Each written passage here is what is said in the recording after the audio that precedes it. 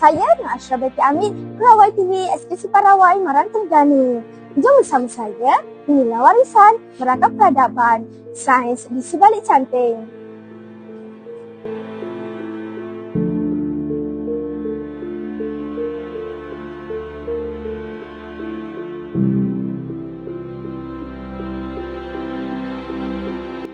Batik Terengganu, sebut sahaja namanya, hingga kita pasti terbayang keindahan warna dan kehalusan seni ragang hiasannya.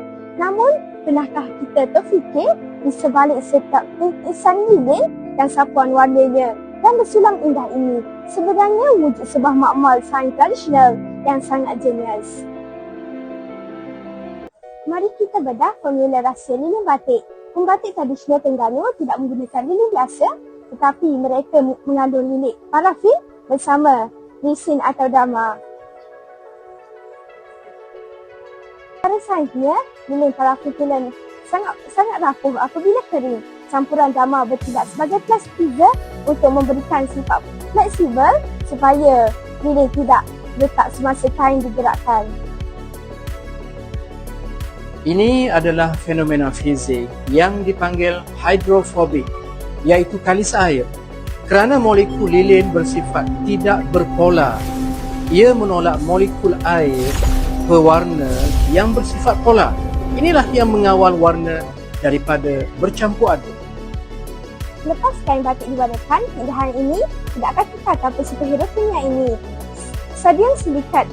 Kenapa perlu sapu cecair pekat ini? Mengikut teori kimia, sodium silikat bertindak sebagai ejen alkali yang akan menaikkan nilai pH pada gentian kain. Proses ini dipanggil fikasi.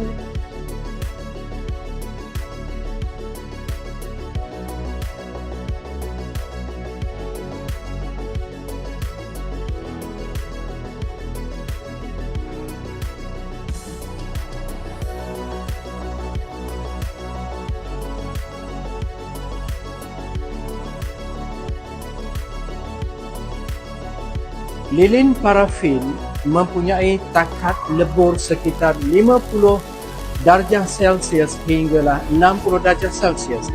Apabila kita merebus kain dalam air yang bersuhu 100 darjah Celsius, lilin akan mencair sepenuhnya menjadi kurang tumpat daripada air, lalu terapung ke permukaan.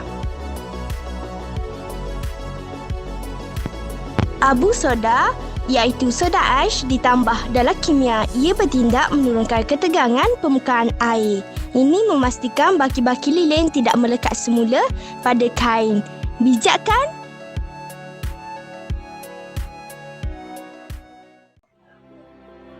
Orang lama Terengganu mungkin tidak memegang segulung ijazah kimia moden dari universiti, tetapi kebijaksanaan mereka mengadu sains alam telah melahirkan sebuah peradaban seni yang kekal ratusan tahun.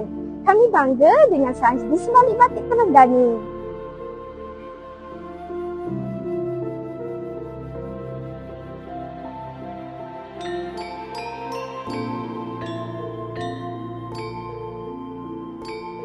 Sahaja untuk paparan kali ini. Kita jumpa lagi pada waktu akan datang.